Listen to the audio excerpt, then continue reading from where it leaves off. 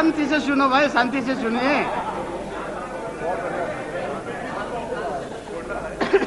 इस कोलाहल के बाद अगर सदन मुझे शांति से सुनने के लिए मन बना सके तो मैं बड़ा आभारी हूंगा।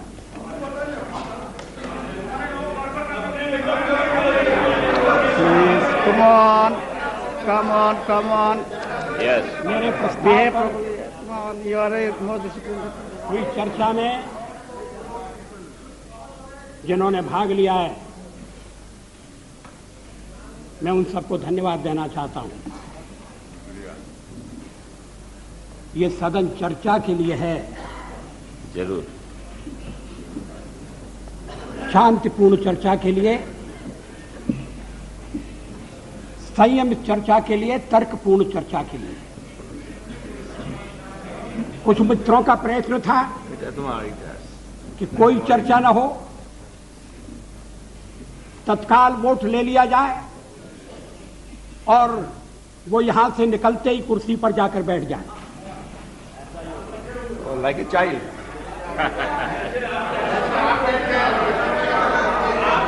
उधर से जैसे आवाज बैठ आ गए। रही है कि ऐसा ही होगा, जैसे आप बैठ गए और आवाज आ रही है कांग्रेस के बेंचों से। हमारे और मित्र थोड़ा सा सावधान रहें। अध्यक्ष महोदय, पार्लियामेंट में मैंने 40 साल गुजारे। ऐसे क्षण बार बार आए। जी रहे। सरकारें बनी हैं, बदली हैं, नई सरकारों का गठन हुआ है, अभी बैचलर हो गया। लेकिन लोकतंत्र No, no, please, please, please don't make this kind of remarks. No, no, it's okay. लेकिन हर कठिन परिस्थिति में से भारत का लोकतंत्र बलशाली होकर निकला है और मुझे विश्वास है कि इस परीक्षा में से भी बलशाली होकर निकलेगा।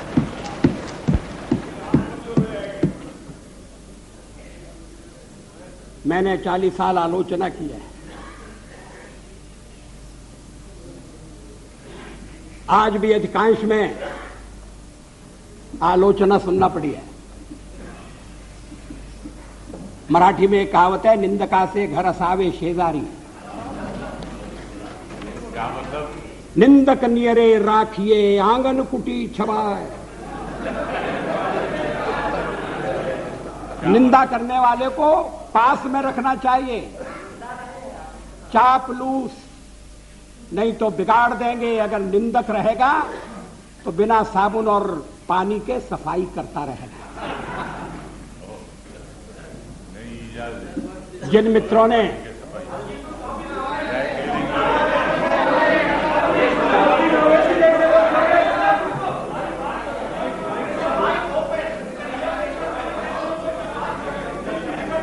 वो शिकायत कर रहे हैं, कौन? क्या शिकायत?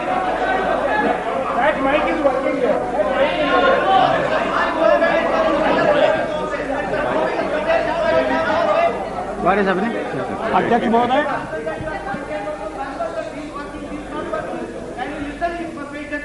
जिन्होंने प्रस्ताव का समर्थन किया है, It's okay, कोई उनको मैं विशेष रूप से धन्यवाद देना चाहता हूं। समता पार्टी के नेता श्री जॉर्ज फर्नांडिस, शिवसेना के नेता श्री सरपोतदार, अकाली दल के नेता बरनाला जी और हरियाणा पार्टी के जयप्रकाश जी, इन सब ने प्रस्ताव का समर्थन किया है। जिन्होंने आलोचना की है, मैं उनकी आलोचना का उत्तर दूंगा, मगर मैं विशेष रूप से श्री मरसोली मारान, थिरु मरसोली मारान, उनका उल्लेख करना चाहता हूं। I have a special word of gratitude for my dear friend, Thiri Marasoli Maran. Maran, I stand corrected. Despite our differences on certain issues, he was generous enough to set the record straight on the issue of horse trading by stating categorically that we did not use suitcases to convert our minority into majority. He has in fact demolished the baseless and politically motivated allegation leveled by some members. I am also glad that Thiru Maran has taken note of our resolve to restore the balance of resources in favor of states. We have always held the opinion that the center cannot be strong if the states are weak. Thiru Maran is disturbed over our advocacy of one nation, one people, one culture. I am happy that he shares our perception of one nation. But I must say that he has got it all wrong on our interpretation of one people and one culture. I categorically state here that BJP does not stand for uniformity. We recognize the celebrated India's plural, multi-religious, multilingual, and multi-ethnic character. This view is best reflected in a poem by one of India's greatest poets, Subramanya Bharati. The poem is entitled Antai, or My Mother. Bharati says, I would like to read in Tamil. Muppadu Kodi Muhyamuyalan Uir Mohipuram Andra Dayal Ivar Chappumoji Padinet Dayal Anil Chindanai Andra Dayal.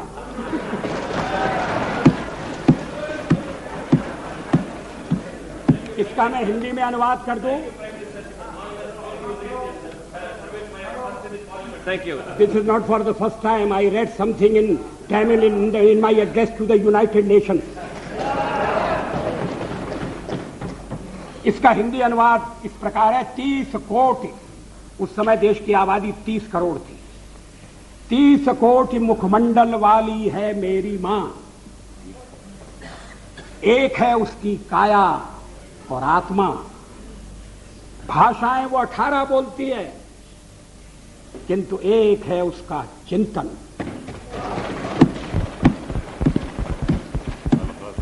मित्रों, अध्यक्ष महोदय,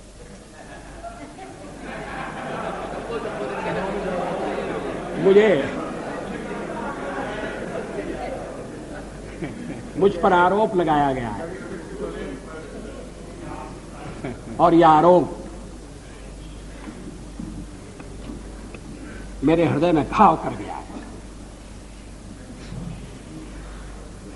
आरोप यह है कि मुझे सत्ता का लोभ हो गया है और मैंने पिछले 10 दिन में जो कुछ किया है वो सत्ता के लोभ के कारण किया है. अभी थोड़ी देर पहले मैंने उल्लेख किया कि मैं 40 साल से सदन का सदस्य हूं. सदस्यों ने मेरा व्यवहार देखा है, मेरा आचरण देखा है. जनता दल के मित्रों के साथ मैं सत्ता में भी रहा हूं. कभी हम सत्ता के लोभ से गलत काम करने के लिए तैयार नहीं. यहां श्री शरद पवार बैठे हैं. जब मेरे मित्र जसवंत सिंह जी भाषण कर रहे थे तो शरद पवार नहीं थे. वो जसवंत सिंह जी कह रहे थे कि किस तरह से शरद पवार ने अपनी पार्टी तोड़कर हमारे साथ सरकार बनाई थी, सत्ता के लिए बनाई थी या महाराष्ट्र के भले के लिए बनाई थी, ये अलग बात है, मगर उन्होंने अपनी पार्टी तोड़कर हमारे साथ सहयोग किया. मैंने तो ऐसा कुछ नहीं किया. बार बार इस चर्चा में एक स्वर जनाए सुनाई दिया है कि वाजपेयी तो अच्छा है मगर पार्टी ठीक है.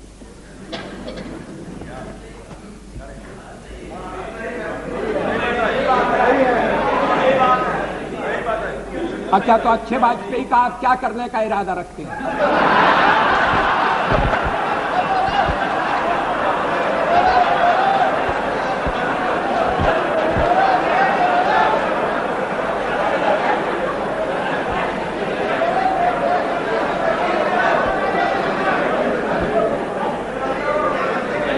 अध्यक्ष महोदय, मैं नाम नहीं लेना चाहता, मैं शरद जी का भी नाम नहीं लेना चाहता, लेकिन पार्टी तोड़कर सत्ता के लिए नया गठबंधन करके अगर सत्ता हाथ में आती है तो मैं ऐसी सत्ता को चिमटे से भी छूना पसंद नहीं करता।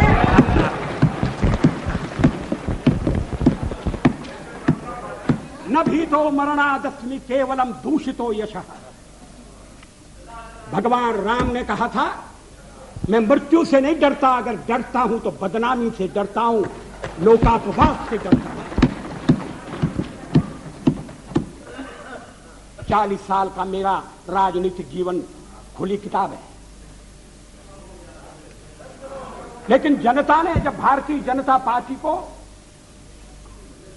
सबसे बड़े दल के रूप में समर्थन दिया तो क्या जनता की अवज्ञा होनी चाहिए? जब राष्ट्रपति ने मुझे बुलाया और सरकार बनाने के लिए बुलाया और कहा कि कल आपके मंत्रियों की शपथ विधि होना चाहिए और 31 तारीख तक आप अपना बहुमत सिद्ध कीजिए, तो क्या मैं मैदान छोड़कर चला जाता? मैं पलायन कर जाता? जिस जनता का हमने विश्वास अर्जित किया है, और आप इकट्ठी भीड़ न करें। मैं अलग अलग पीछे, अब जब मैंने चर्चा आरंभ की थी तब इसका स्पष्टीकरण किया था। क्या यह तथ्य नहीं है कि हम सबसे बड़े दल के रूप में उभरे हैं? अब जो और तर्क दिए जा रहे हैं मैं उन पर आऊंगा। क्या मैं राष्ट्रपति महोदय से कहता कि नहीं, पहले मुझे जरा बात कर लेने दो,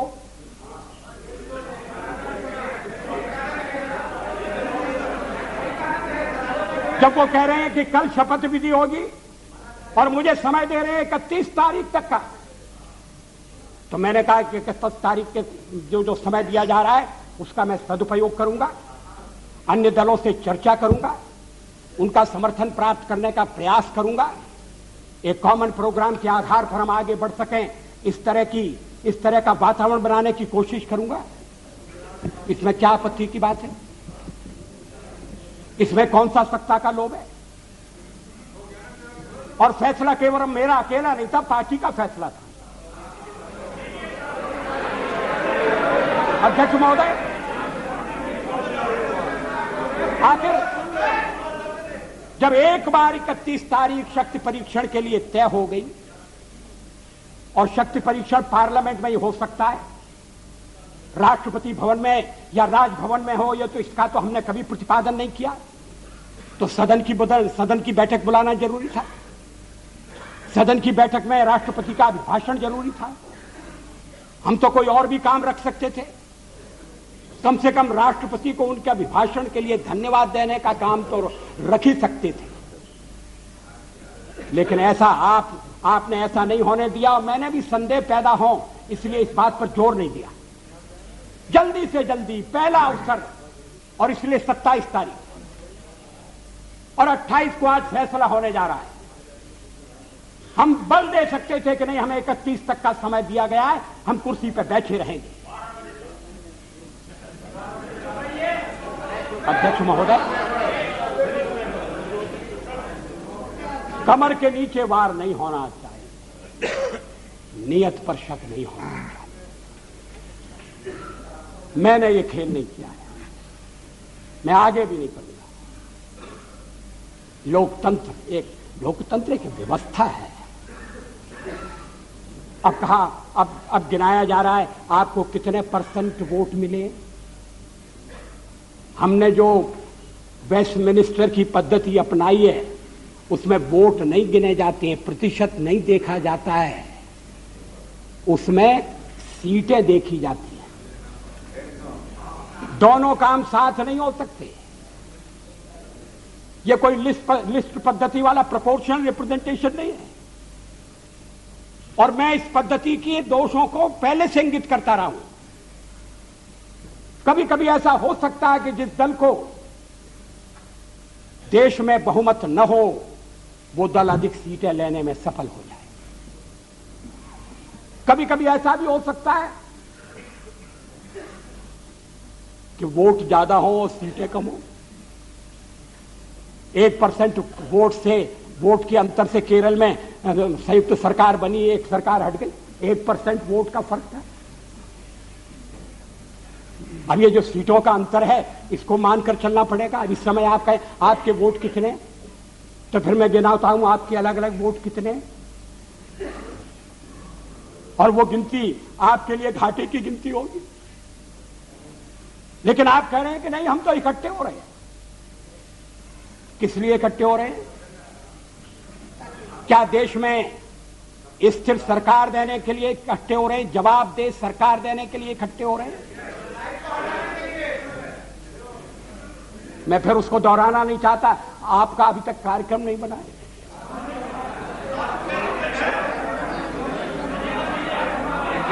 उस कार्यक्रम को लेकर आप जनता के पास नहीं गए।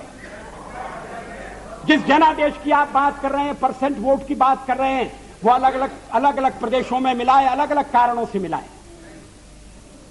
तमिलनाडु में मेरा तो कोई झगड़ा नहीं था डीएमके से,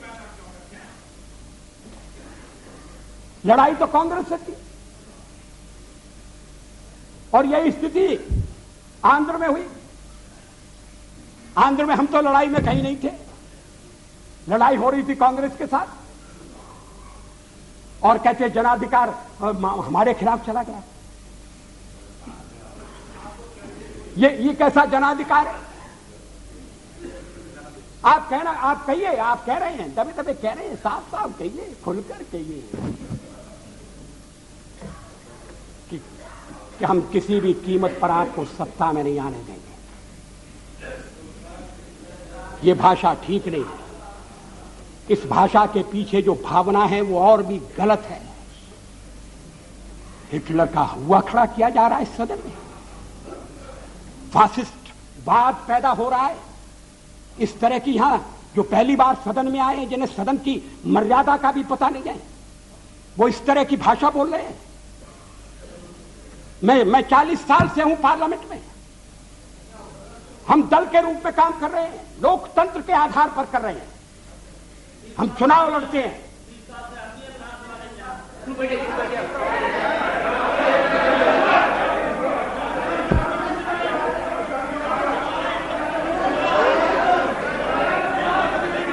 प्लीज अध्यक्ष महोदय, please have patience to listen. गठबंधन बनाकर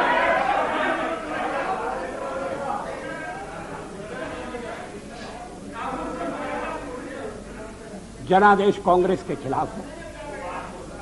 कांग्रेस की संख्या आधी रह गई है। अलग अलग क्षेत्रों में अलग अलग ढंग से लोगों ने अपनी राय प्रकट की है। अब सब अगर इकट्ठे आ रहे हैं और कांग्रेस का समर्थन प्राप्त कर रहे हैं, और कांग्रेस समर्थन देने को तैयार है।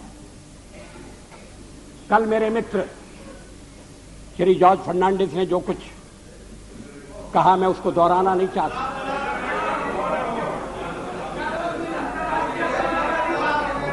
अगर आप चाहें तो फैसला कर सकते हैं कि भाई हमने एक दूसरे को गाली दी होगी, मगर चलो छोड़ो, आज तो सबको मिलकर बीजेपी को गाली देना है।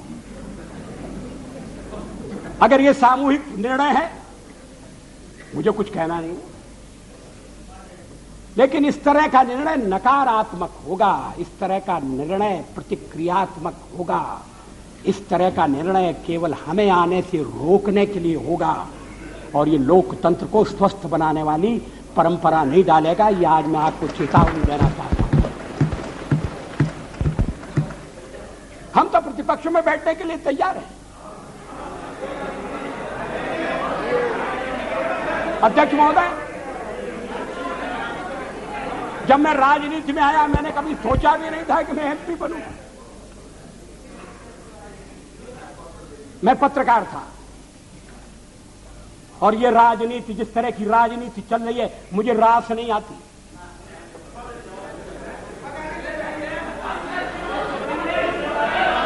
मैं छोड़ना चाहता हूं मगर राजनीति मुझे नहीं छोड़ती।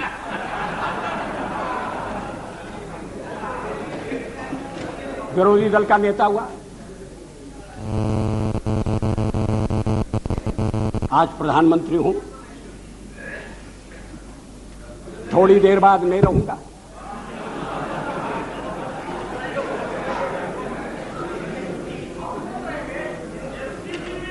प्रधानमंत्री बनते समय कोई मेरा हृदय आनंद से उछलने लगा, ऐसा नहीं हुआ। और सब कुछ छोड़ छाड़ कर जब चला जाऊंगा तब भी मेरे मन में किसी तरह की म्लानता होगी, ऐसा आप मत समझिए। लेकिन फिर मैं कुछ मुद्दों को उठाना चाहता हूं। हमारे फिर एक दूसरा आरोप लगाया जा रहा है, आरोपों की झड़ी लगाई जा रही है। आपने अनेक महत्वपूर्ण मुद्दों को छोड़ दिया। राष्ट्रपति के अभिभाषण में राम मंदिर की चर्चा नहीं है, 370 धारा समाप्त करने का उल्लेख नहीं है, और शादी ब्याह के समान कानून बनाने के बारे में भी जिक्र नहीं है। आपने स्वदेशी का भी परित्याग कर दिया। और ये बातें इस तरह से कही गई हैं जैसे ये बातें कहने वाले हमारे इस परित्याग से बड़े दुखी हैं। वो तो इन बातों की आलोचना करते रहे हैं, हमें इसलिए दोषी ठहराते रहे हैं कि हम राम मंदिर बनाना चाहते हैं, 370 हम खत्म करने की बात कर रहे हैं, हम देश की एकता कैसे कायम रखेंगे। शादी ब्याह का समान कानून हो, भले ही संविधान में लिखा हो, भले ही सुप्रीम कोर्ट ने मोहर लगा दी हो, आप कैसे कह सकते हैं। और आप कहेंगे तो आप देश की एकता के तोड़क होंगे। और हम अगर कहते हैं कि नहीं, ये हमारे इस समय के कार्यक्रम में नहीं है, हाँ इस समय का इसलिए कि हमें बहुमत नहीं है। हाँ सही है, कोई छुपाने की बात नहीं। बहुमत मिलने से करते आखिर हम बहुमत के लिए लड़ रहे हैं। ये है cat out of bag, now cat is out of bag. आखिर हम बहुमत, आखिर हमें जो जनमत मिला है, अगर आपको उस जनमत ने स्वीकार कर दिया है तो हमें भी पूरी तरह स्वीकार नहीं किया। हम तो बहुमत चाहते थे लेकिन बहुमत हमें नहीं मिला। अब हम सबसे बड़े दल के रूप में उभरे हैं तो हमारा प्रयास है कि कोई आम सहमति से कोई चीज बने, कोई चीज चले। और इसीलिए हमने विवाद की बातों का उल्लेख नहीं किया। इस पर क्या आपत्ति है? अभी यूनाइटेड फ्रंट बनने जा रहा है, बहुत अच्छा, बन गया तो बहुत अच्छा है। अभी कार्यक्रम बनने वाला है, वो भी बन गया। तो क्या उस कार्यक्रम में मार्क्सिस्ट पार्टी की जितनी भी विचारधारा है, मार्क्सिस्ट पार्टी का जितना कार्यक्रम है, वो ज्यों का त्यों पूरे का पूरा समाविष्ट कर लिया गया है। और अगर कर लिया गया है तो मार्क्सिस्ट पार्टी फिर सरकार से दूर क्यों रह रही है? जब संयुक्त मोर्चा बनता है, जब अनेक दल निकट आते हैं, साथ आते हैं, तो फिर हर एक को कुछ न कुछ चीज छोड़ना पड़ती है। 1977 में भी हम 370 के समर्थक, 70 को समाप्त करने के समर्थक थे। रामविलास जी पासवान बैठे। 1977 में भी हम एटम बम बनाने के हक में थे।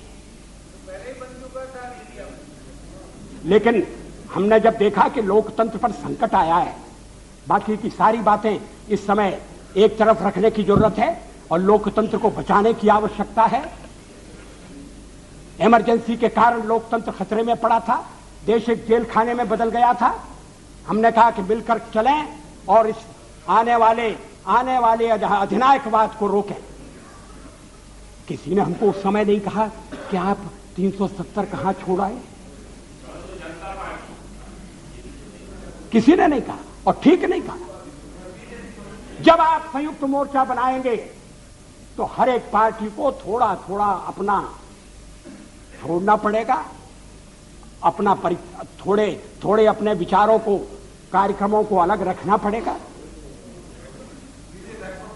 और राष्ट्रपति ने अगर 31 तारीख तक का समय दिया तो इसीलिए दिया, राष्ट्रपति को मालूम था कि मेरा बहुमत नहीं है,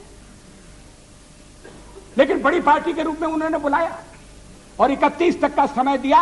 और दलों से बात करो, विचार विनिमय करो, इस बात का प्रयत्न करो कि कोई स्थिर सरकार बन जाए, स्थायी सरकार बन जाए। ये और देशों में भी होता है और ये होने लगा था, इसलिए कि आपने सबसे ज्यादा टांग अड़ाई।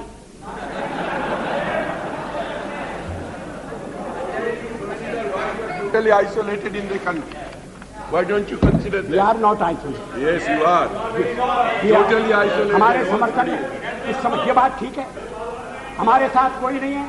और फिर जब हम कहें कि हमारे साथ अकाली दल है जो अभी चुनाव जीत कर आया है, He is not pro BJP, he is anti Congress. That is why he is. you are pro Congress.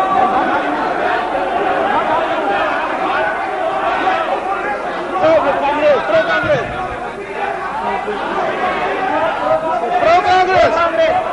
You are pro Congress.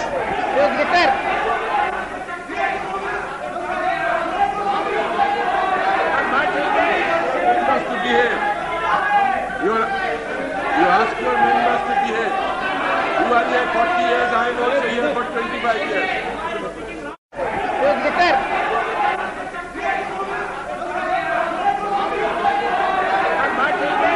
Members to behave. You ask your members to behave. You are here 40 years, I am also here for 25 years.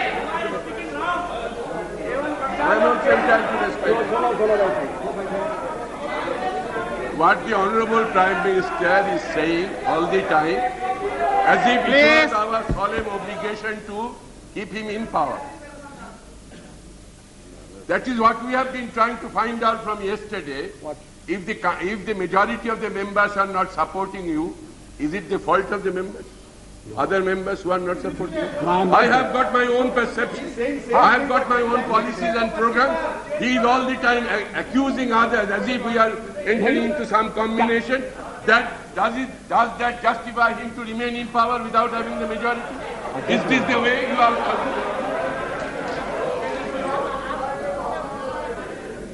कल से मैं आलोचना सुन रहा हूं और जरा सी आलोचना इनसे सहन नहीं हो रही है।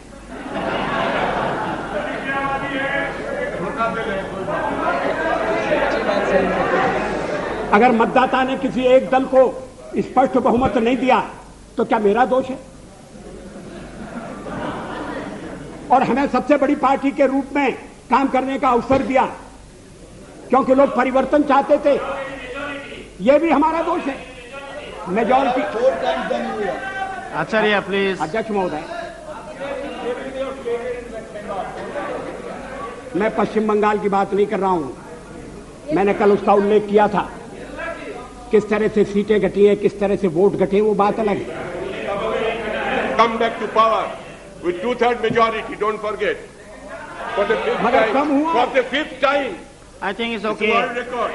Mr. Chatterjee, please let the Prime Minister speak. अध्यक्ष महोदय, ये बात मेरी समझ में नहीं आती।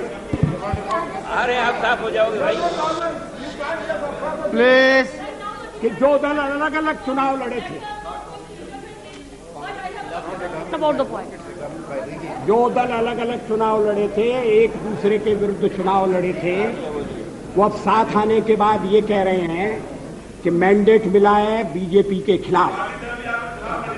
नहीं लड़ी और उसके लिए 82% लोगों ने वोट दिया है। ये विचित्र तर्क दिया जा रहा है। आप यूनाइट कर चुके हैं, ये बहुत अच्छी बात है, हमारे सामने नहीं। आए बस प्रॉब्लम बात का है, चला करता था।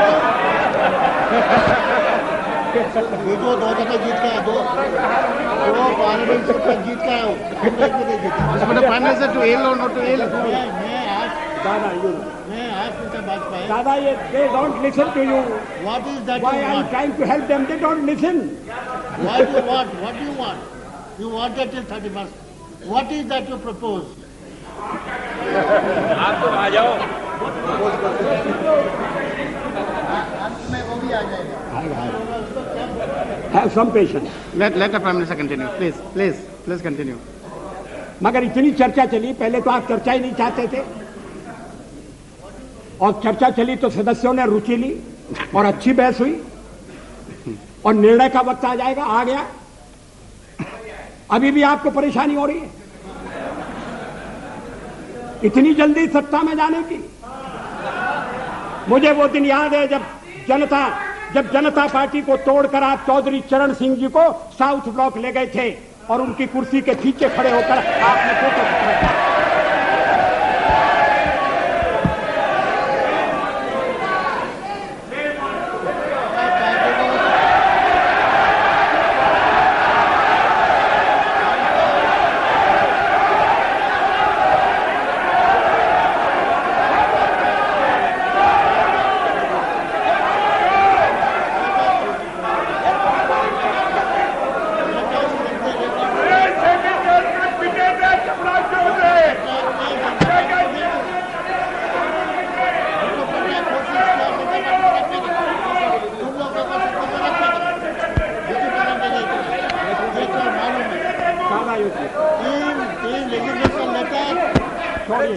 तोड़ने का काम किया क्या?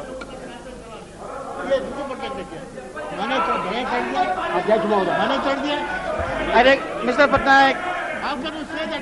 मिस्टर पटनायक, Prime Minister बोल रहे हैं. Mister Patnaik, please sit down. Let the Prime Minister continue, please. अध्यक्ष महोदय, मुझे अपना बहुमत बनाने के लिए जो समय मिला था मैंने उसका उपयोग किया. मैंने अनेक दलों से अलग अलग बातें की. कुछ दल हमारे साथ आए हैं, कुछ दलों ने अपनी कठिनाई प्रकट की है. कुछ दलों का कहना है कि आपके साथ आने में हमें एक ही आपत्ति है कि हमारे कुछ वोट जाने का खतरा है. भारतीय जनता पार्टी के सहयोग के कारण अगर वोट जाते हैं, मैं समझ सकता हूं कि हर राजनीतिक दल को वोटों की चिंता करनी है, मगर ये वोटों का खेल किस सीमा तक जाएगा, किस हद तक जाएगा? क्या इसके सामने देश हितों की उपेक्षा कर दी जाएगी? हम माइनॉरिटीज की बात करते हैं कि उन्हें पूरा संरक्षण मिलना चाहिए, बराबर का अवसर मिलना चाहिए, अधिकार होना चाहिए, तो हमें कहा जाता है कि हम जो कुछ कहते हैं उस पर आचरण नहीं करते. आखिर सदन में बातचीत हो सकती है, चर्चा हो सकती है. जिन प्रदेशों में हमारी सरकारें मिली है, बनी है, वहां आचरण हो सकता है. और आप हमें केंद्र में समय देकर देखो और हम सारी बातें अमल में लाकर दिखा देंगे. मगर ये मेरी समझ में नहीं आया कि जो सबसे बड़ी माइनॉरिटी है उसकी तो चिंता है, मगर जो 2% है, अभी बरनाला जी का दर्द आपने सुना, उसकी पीड़ा नहीं. अध्यक्ष महोदय, मुझे वो दिन याद है, दिल्ली में दंगों के बाद और सिख भाइयों के कत्लेआम के बाद मेरा भी भाजपा का एक कार्यकर्ता मुझसे रात के अंधेरे में मिलने के लिए आया. मैं उसको पहचान नहीं सका. पहचान नहीं सका क्योंकि उसके बाल कटे हुए थे, उसके केश कटे हुए थे, दाढ़ी कटी हुई, केश कटे हुए थे. मैंने कहा तुम वही हो? तुमने ये क्या रूप बनाया? रात में क्यों आए हो? चुप कर क्यों आए हो? चोरी छिपे क्यों आए? कहा मैं दिन में आपके पास नहीं आ सकता, मैं केश धारण करके बाहर नहीं निकल सकता, इसलिए मैंने केशों की बलि चढ़ा दी है. मैंने दाढ़ी से भी मुक्ति मांग ली है और मैं रात को आया हूं आपके पास अपना दुखड़ा रोने के लिए, अपनी व्यथा रोने के लिए. उस समय हमने दिल्ली के सिखों की वकालत की थी, चुनाव में हमें घाटा हुआ। सिख विरोधी भावना भड़काकर कांग्रेस ने सत्ता किया। हमने ऐसा पाप कभी नहीं किया।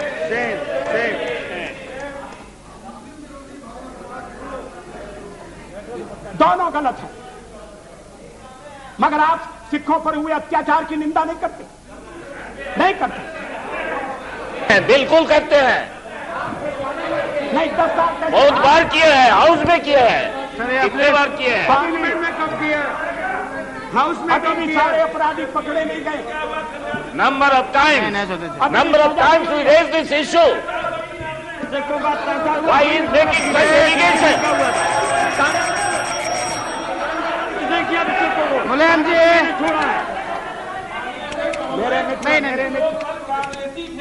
वही आज भाजपा ही बन करके Please. और इन्होंने सिखों को लखनऊ में लूटा। और वही एमपी में बना रहे, हम नाम बता सकते। Please sit down, please, sit down. चलो, मेरे मित्र श्री मुलायम सिंह जी इस मामले में न बोले तो ज्यादा अच्छा होगा।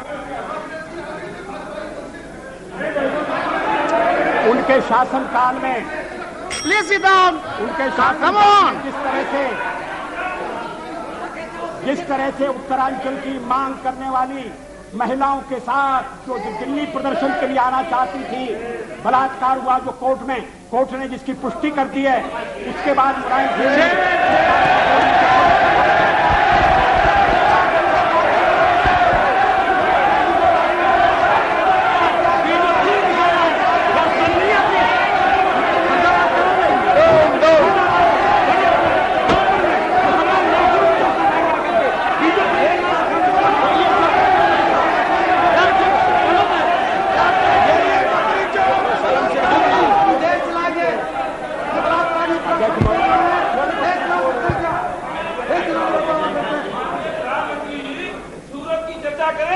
जहां भाजपा के लोगों ने मुसलमान लोगों को रखा हुआ है।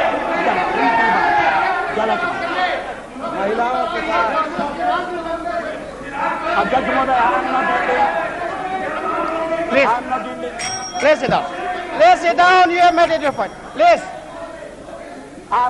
No, please sit down, no, ये सभी मित्र कल से लेकर आज तक बोलते रहे। अब मेरी बारी आई है, तो ये मेरा मुंह बंद करना चाहते हैं, ये होने वाला नहीं है। और अगर संख्या बल के आधार पर ये करने का आप प्रयास करेंगे तो हमें सदन के बाहर ये विचारों की लड़ाई ले जाना पड़ेगी।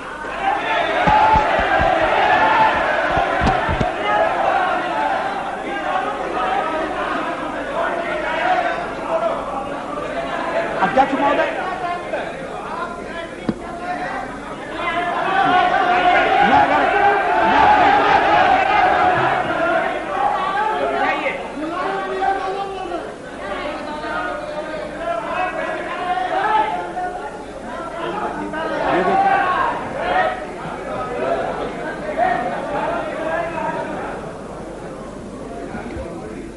अध्यक्ष महोदय,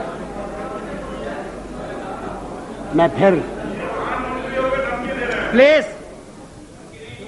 जहां से मैंने आरंभ किया था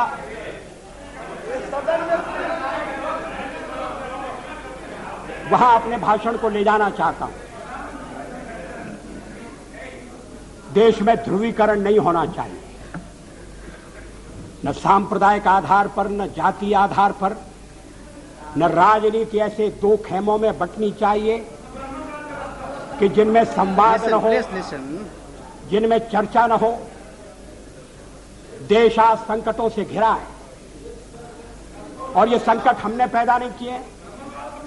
जब कभी आवश्यकता पड़ी, संकटों के निराकरण में हमने उस समय की सरकार की मदद की है। उस समय के प्रधानमंत्री नरसिंह राव जी ने भारत का पक्ष रखने के लिए मुझे विरोधी दल के नेता के नाते जेनेवा भेजा था और पाकिस्तानी उसे देखकर चमत्कृत रह गए। उन्होंने कहा कि ये कहां से आए हैं, क्योंकि उनके यहां विरोधी दल का नेता ऐसे राष्ट्रीय कार्य में भी सहयोग देने के लिए तैयार नहीं होता, वो हर जगह अपने सरकार को गिराने के काम में लगा रहता है। ये हमारी परंपरा नहीं है, ये हमारी प्रकृति नहीं है, और मैं चाहता हूं ये परंपरा बनी रहे, ये प्रकृति बनी रहे। सत्ता का खेल तो चलेगा, सरकारें आएंगी जाएंगी, पार्टियां बनेगी बिगड़ेंगी, मगर ये देश रहना चाहिए, इस देश का लोकतंत्र अमर रहना चाहिए। क्या ये आज के वातावरण में कठिन काम नहीं हो गया है? ये चर्चा तो आज समाप्त हो जाएगी, मगर कल से जो अध्याय शुरू होगा उस अध्याय पर थोड़ा गौर करने की जरूरत है। ये कटुता बढ़ना नहीं चाहिए। मैं नहीं जानता यूनाइटेड फ्रंट ने श्री देवेगौड़ा को किस आधार पर अपना चौथे नंबर का नेता चुना है।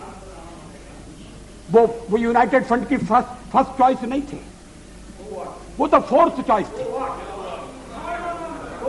मगर जो इनकी फोर्थ चॉइस थे अब वो देश की फर्स्ट चॉइस होने वाले हैं।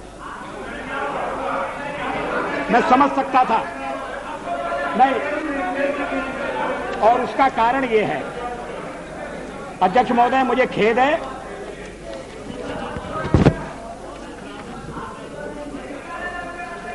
मुझे खेद है कि इस चर्चा में ऐसे संगठनों का नाम लिया गया, उन्हें यहां घसीटने की कोशिश की गई, जो स्वतंत्र संगठन है, जो अपने राष्ट्र निर्माण में, चरित्र निर्माण के काम में लगे। मेरा इरादा, मेरा उल्लेख आरएसएस से है। आरएसएस के विचारों से किसी का मतभेद हो सकता है, लेकिन आरएसएस पर जिस तरह के आरोप लगाए गए, उन तरह के आरोपों की कोई आवश्यकता नहीं थी। और कांग्रेस पार्टी में और दलों में भी आरएसएस के रचनात्मक काम के लिए लोगों के दिलों में आदर है, सहयोग है। अगर वो दुखियों की बस्ती में जाकर काम करते हैं, अगर वो जाकर आदिवासी इलाकों में शिक्षा का प्रसार करते हैं, तो इसके लिए उनका अभिनंदन होना चाहिए, इसलिए उनको पूरा सहयोग दिया जाना चाहिए। अध्यक्ष महोदय, और यूनाइटेड फ्रंट में भी आप जिन्हें नेता बनाने जा रहे हैं श्री देवेगौड़ा जी, वो भी आरएसएस की अच्छाइयों से परिचित हैं और आरएसएस की प्रशंसा कर चुके हैं।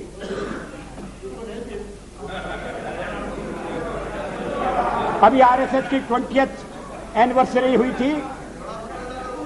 आरएसएस की ओर से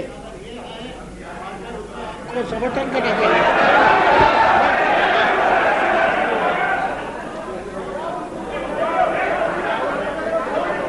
अध्यक्ष महोदय, अब देवे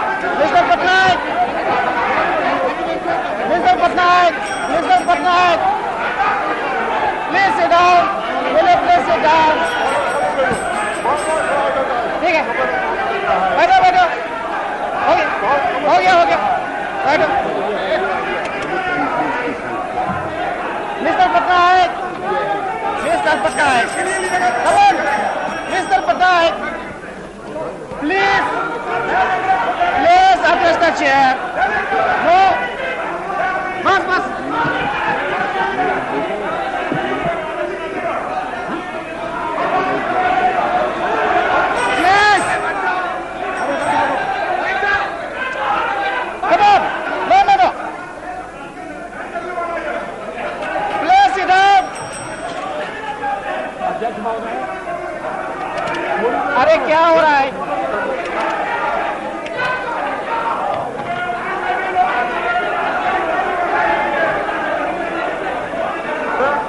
कल मंत्रिमंडल बन जाएगा, आज खड़े होते हैं साथ में।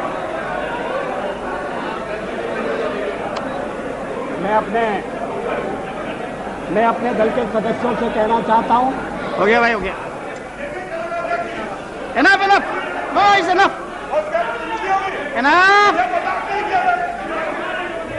भाई एक और था जिसमें हमारे दलित कितने थे, ये है ना, ये नहीं है।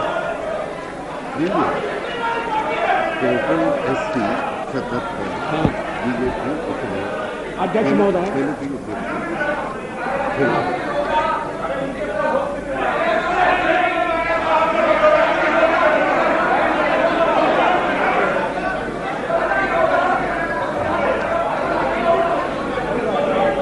अध्यक्ष महोदय,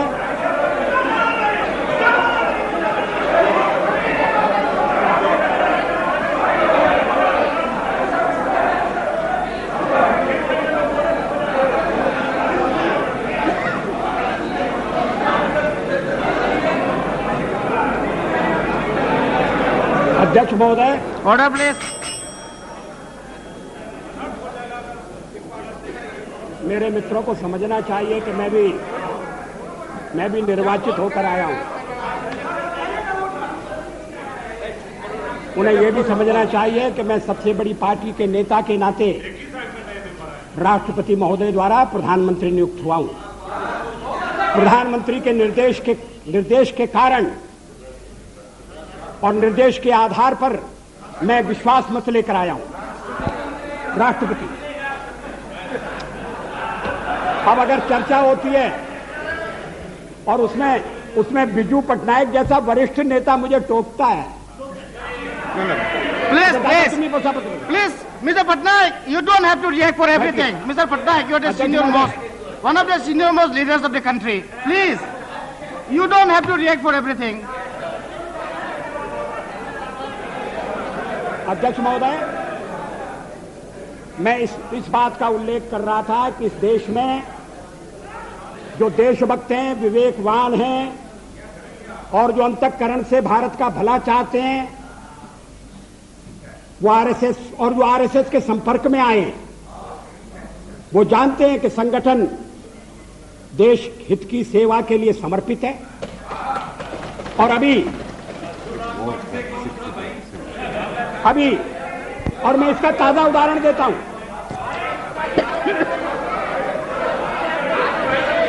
मैं इस बात का उल्लेख नहीं कर रहा कि चीनी आक्रमण के बाद पंडित नेहरू के नेतृत्व में रिपब्लिक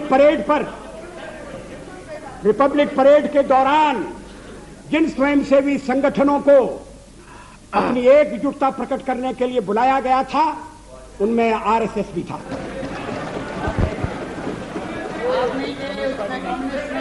स्वर्गीय, उसमें कम्युनिस्ट नहीं थे। कम्युनिस्ट तो क्या भूमिका अदा कर रहे थे मैं कहना नहीं चाहता। श्री लाल बहादुर शास्त्री के जमाने में वो भी भारत के प्रधानमंत्री थे, लोकप्रिय प्रधानमंत्री थे। जब देश पाकिस्तान के साथ हमारी लड़ाई हुई और उन्हें दिल्ली में कंट्रोल करने के लिए और ऐसे शिक्षित लोगों की आवश्यकता थी, तो आरएसएस के स्वयंसेवक यहां कंट्रोल करते थे, ट्रैफिक को कंट्रोल करते थे। किसी ने उन पर आपत्ति नहीं की। अभी इमरजेंसी के खिलाफ अभी बेंगलोर में एक सम्मेलन हुआ था और जिसको संज्ञा दी गई थी सेकंड फ्रीडम स्ट्रगल की, और उसमें श्री देवेगौड़ा उपस्थित थे। उन्होंने जो भाषण दिया उसका अंश मेरे पास है। मैं कोट कर रहा हूं, RSS is a spotless organisation. In my 40 years, वो तो देवेगौड़ा जी तो यहाँ है नहीं।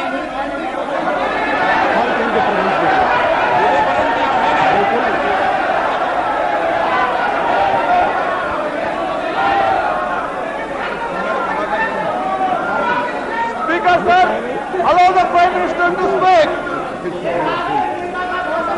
जल्दी मोदी क्या हो रहा है, क्या कर रहे हैं? ये तो पढ़ा जाए। Allow the Prime Minister to put forth the facts.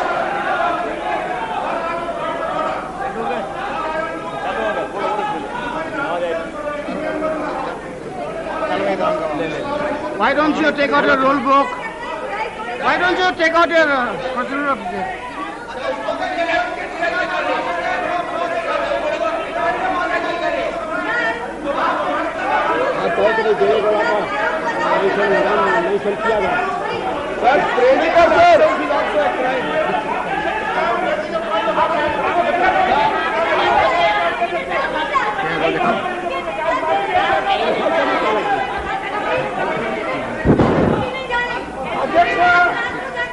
अध्यक्ष महोदय, क्या वो किसी किताब से उल्लेख दे रहे हैं या किसी हाउस का प्रोसीडिंग है? About taking name of somebody.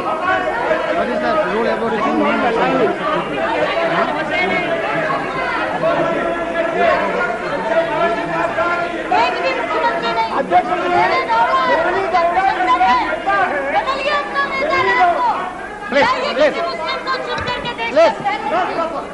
I will come to you. I'll come to you. Yes, mister. Please, I have given floor time.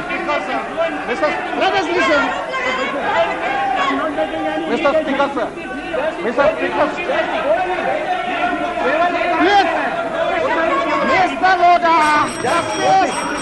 Justice Loda. I have given time to him. He'll come to you. Mr. Speaker, sir, I just want to draw your attention. Please, madam. That any member in this house has every right to quote any document provided. You were voting previously. Just a moment, let me finish. Right? Mr. Speaker, sir, but without any document, before authentication and before your prior permission, and that too, if any person is absent about him, nothing should be made public because he has no right to reply to this house, sir. Therefore, the Honorable Prime Minister, who was telling that he is having 40 years... Come on, under what rules? So he is quoting one document. Your point of order is under what rules? I said already... Come on. Under Rule 115, sir, the member which is once misquoting and directing this and unnecessarily making this allegation against Mr. Davegowda having no evidence and absolutely false and fabricated. He is trying to malign Mr. Davegowda in a manner that he is trying to make confusion among the United Front. That is his intent. And the Honorable Prime Minister could not know that he was talking below the bed. He is very much going to the debate. Sir, but again I am trying to several newspapers in Bangalore which can authenticate the statement of Devegowda where he said about RSS, Nishkalanka Charitrena Devegowda. I can give you Kannada Prabha to Indian Express and it is authenticated. It is quoted no newspaper, sir. What is nothing in it? What is nothing in it? Wait, Speaker, sir, it's not published in almost all the newspapers of Karnataka. I will allow you. One by one, please. One by one. Mr. Ahmed, I will come to you. Listen, Speaker, sir, what happened to your ears? Do you have ears? Have you got ears or not? Come on. Sit down. I have given him the permission to speak first. Sir, I draw your attention to Rule 353. No allegation of a deformity or incrimination. It is not an Shall be made by a member against any person unless the member has given adequate advance notice to the Speaker and also to the Minister concerned, so that the Minister may be able to make an... No, not only Minister, members also.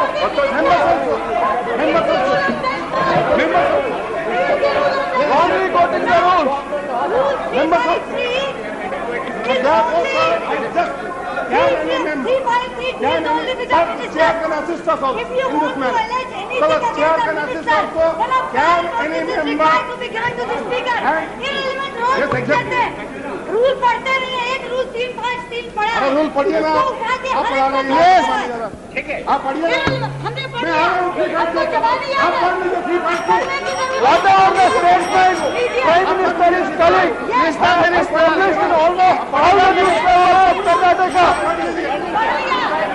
Honorable Speaker.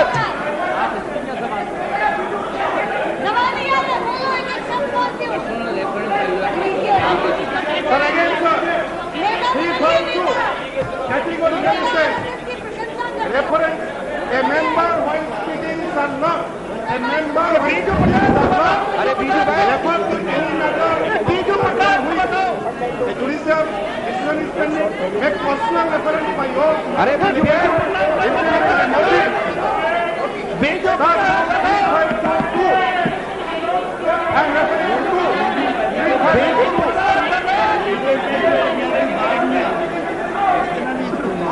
Rule 3522.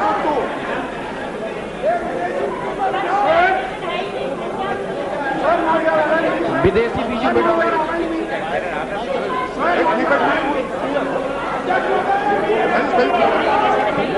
Yes. Have you finished? Mr. Jena, have you finished? Anyway, you have finished. Honorable Speaker. The rule 353. Let us listen to him. Sir, the rule 353 is very clear. No allegation of Question to be divided, to be decided. You know, I think it will be. I don't like to give a final ruling on that. If the Prime Minister can avoid it at the moment. Yes. I'm sorry.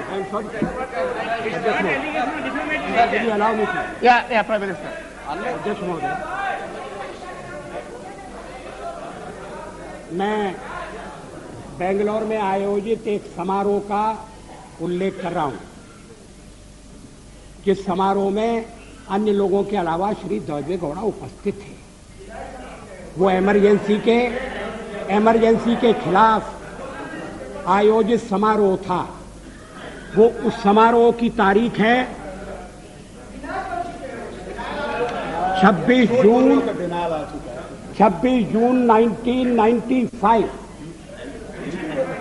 अगर श्री देवेगौड़ा का बयान गलत होता, अगर जो अखबार में छपाए और क्या सब अखबारों में गलत बयान छपता? आप सुनिए। प्लीज। अध्यक्ष महोदय, इस बयान का कोई खंडन नहीं आया। श्री देवेगौड़ा अगर इस बयान को गलत समझते, अगर ये मिस रिपोर्ट हुआ है तो खंडन भेज सकते थे, क्लैरिफिकेशन भेज सकते थे। ऐसा तो उन्होंने नहीं किया। अब अध्यक्ष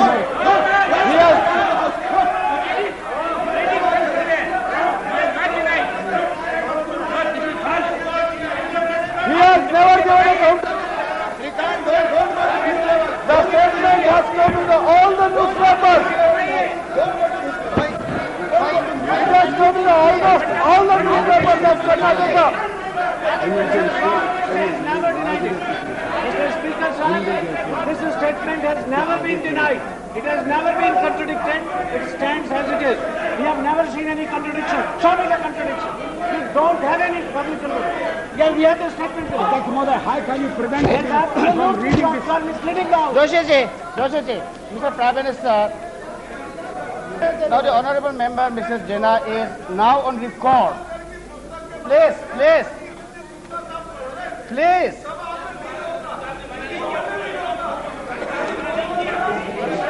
अरे सुनो भाई, क्या आप लोग क्या बात कर रहा है? Please tell them. Sir, we have an audio and video cassette of that program. We have the audio and video cassette of that program. What he is saying, I'm ready to submit in the House the audio and video cassette of the program. Where the regular says we have an audio and video cassette. What he's talking about? Yes, we are. He's misleading the House. I can give you the audio and video cassette of the program. अरे बाबा चुप रहो। The House should not come to this level. I can give the audio and video cassette.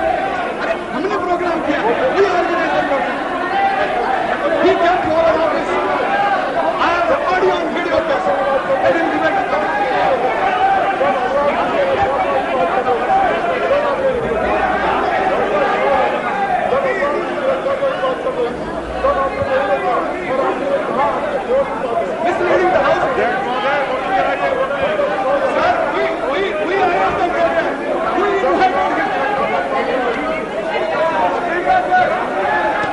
Voting कराइए, voting कराइए। अरे बैठिए ना, बैठो, हमको कुछ काम करने दो, बैठो ना, बैठो।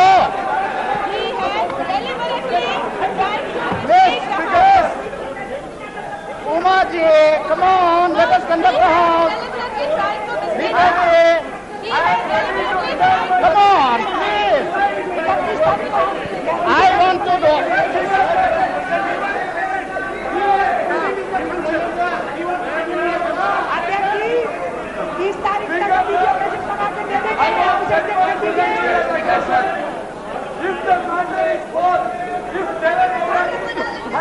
No minister. No minister is speaking.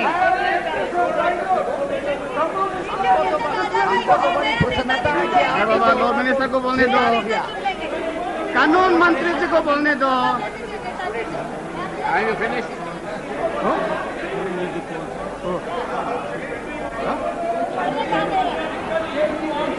भाई साहब एक और तो आप विरोध करते हैं सर, एक थोड़ा जो भी आ रहे थे अभी बच्चे We have already contradicted. We have already contradicted, but if the Prime Minister wants to read, let him read. जो आरएसएस का प्रशंसक है, आरएसएस की शाखा में गया हुआ है।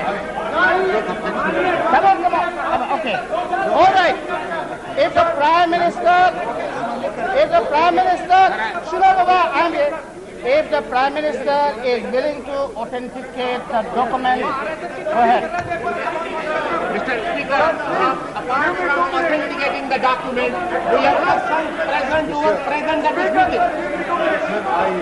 I submit only one thing. Prime Minister is agreed. I submit only one thing for your consideration. Yeah. It is not a small thing that has been said, sir, that the Prime Minister authenticated the document.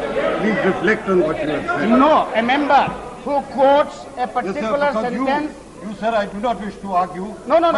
You said, you first denied Okay, the right to... I modify my And then I these modify my members say- statement. Then Whether the these honourable members member. say that you can quote it, Okay. you go to this. I modify my statement.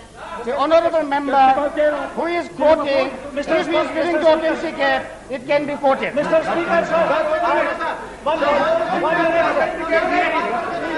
No, Mr. Speaker, may I say this? no, Now let us put an end to this controversy. no. Will you kindly hear me for 2 minutes? Mr. Speaker, I insist that you hear us. He's a law minister.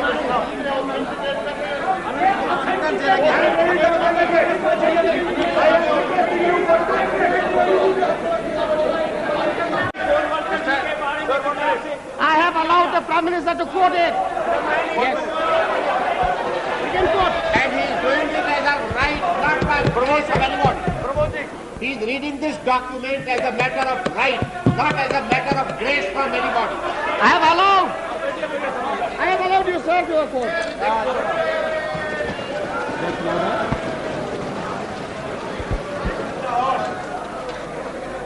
How much time?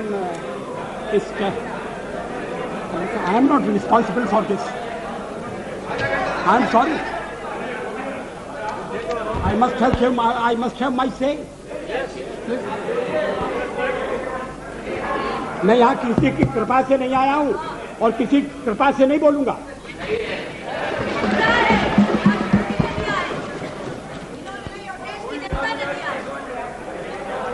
इस चर्चा में RSS का नाम मैंने नहीं लिया। इस चर्चा में आरएसएस का नाम कॉमरेड इंद्रजीत गुप्ता ने लिया। उन्होंने आरएसएस के साथ हमारे संबंधों का भी निरूपण किया। अब आरएसएस के बारे में क्या राय है, और अगर श्री देवेगौड़ा जैसे व्यक्ति की राय है तो ये अभी तक क्या हुआ था?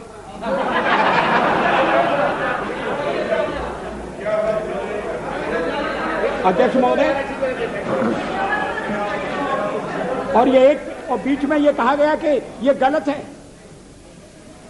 और उस समय मैंने निवेदन किया कि 26 जून 1995 का फंक्शन है, 1995 का 1977 के बारे में, The persons who were present at that function Please. are present in the House. Please, please, let the Prime Minister speak. You must have confidence in your Prime Minister. Eyewitnesses there. Who was present there? उस समारोह में ठीक है, ठीक है This ना. word, sir, due respect to every time you say your Prime Minister. Our Prime Minister. Prime Minister is Prime Minister. Okay, Prime Minister. Till then, you should not say your Prime Minister. Prime Minister, yes. Please. अध्यक्ष महोदय, RSS ये देवेगौड़ा ने जो कुछ कहा वो इस प्रकार है. RSS is a spotless organisation. In my 40 years long political life, not even once I have criticized RSS. The Chief Minister said that he is telling this with utmost responsibility. He said that he has no two opinions regarding RSS active role during emergency. People who were with Mrs. Gandhi during emergency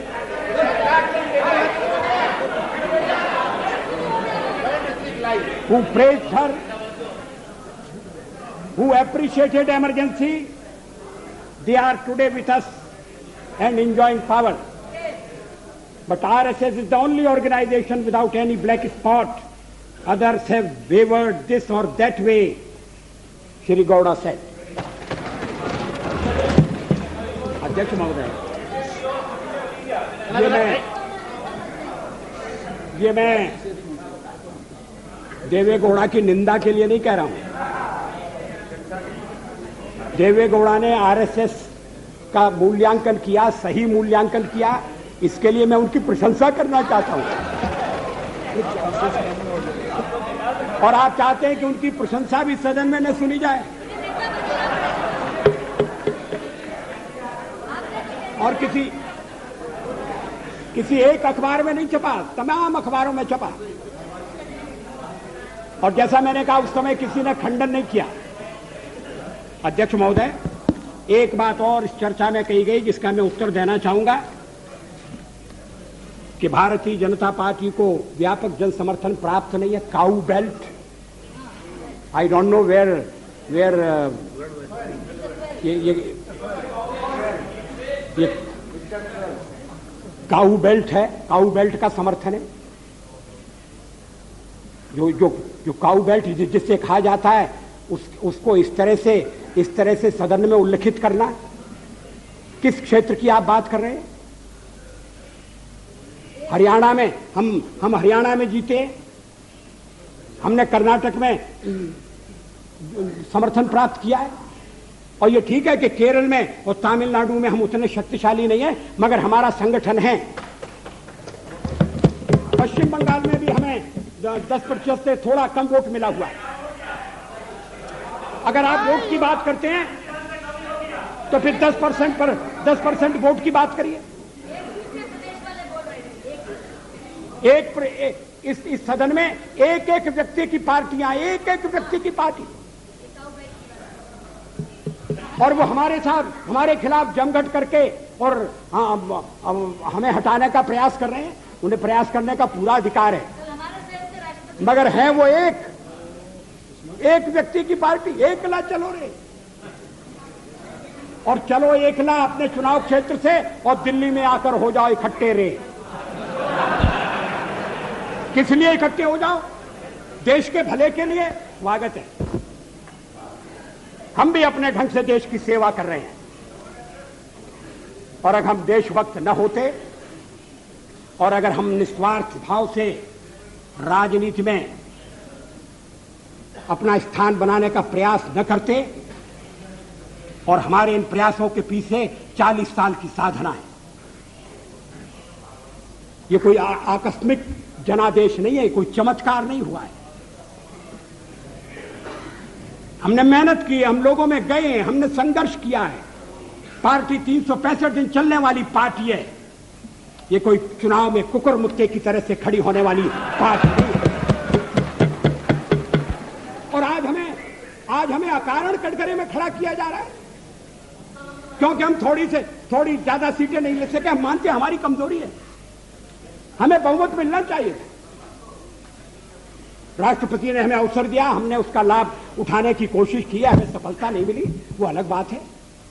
लेकिन हम फिर भी सदन में सबसे बड़े विरोधी दल के रूप में बैठेंगे और आपको हमारा सहयोग लेकर सदन चलाना पड़ेगा, इस बात को मत भूलिए। मगर सदन चलाने में और ठीक तरह से चलाने में हम आपको पूरा सहयोग देंगे, ये आपको आश्वासन देना चाहते हैं। मगर सरकार आप कैसी बनाएंगे, वो सरकार किस कार्यक्रम पर बनेगी, वो सरकार कैसी चलेगी, मैं नहीं जानता। लेकिन जहां तक दलितों का सवाल है, शेड्यूल कास्ट के टोटल मेंबर्स हैं 77 और उनमें से 29 मेंबर्स बीजेपी के चुने गए।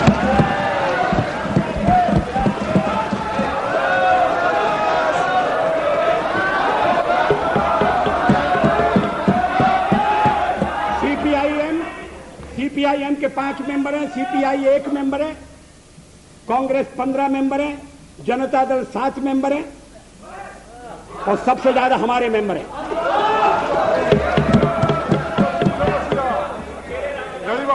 और एसटीसी में भी, शेड्यूल ट्राइब में भी total number of seat is 41, BJP 11। हमारा जनाधार नहीं है, हमें लोगों का व्यापक समर्थन प्राप्त नहीं है। अगर आप हमें छोड़कर सत्ता बनाना चाहते हैं और आप समझते हैं कि वो सरकार टिकाऊ होगी, मुझे तो उसके टिकने के लक्षण नहीं दिखाई देते। वो पहले तो उसका जन्म लेना कठिन है, जन्म लेने के बाद जीवित रहना कठिन है, और ये सरकार अंतर विरोधों में घिरी हुई देश का कितना लाभ कर सकेगी, ये एक प्रश्नवाचक चिन्ह है। हर बात के लिए आपको कांग्रेस के पास दौड़ना पड़ेगा, और जब आप उन पर निर्भर हो जाएंगे, अभी तो मैं नहीं जानता, पहले चर्चा हुई थी, कुछ शर्तें लगाई जा रही, फिर चर्चा हुई कि कोऑर्डिनेटिंग कमेटी बनाना पड़ेगी। फ्लोर पर भी हम लोग कोऑर्डिनेशन करते हैं, उसके बिना तो सदन नहीं चलता। आप सारा देश चलाना चाहते हैं, बड़ी अच्छी बात है, हमारी शुभकामनाएं आपके साथ हैं। हम अपने देश की सेवा के कार्य में जुटे रहेंगे। हम संख्या बल के सामने सर झुकाते हैं और आपको विश्वास दिलाते हैं कि जो कार्य हमने अपने हाथ में लिया है, वो जब तक राष्ट्रीय उद्देश्य पूरा नहीं कर लेंगे, तब तक विश्राम से नहीं बैठेंगे, तब तक आराम से नहीं बैठेंगे। अध्यक्ष महोदय, मैं अपना त्यागपत्र राष्ट्रपति महोदय को देने जा रहा हूं।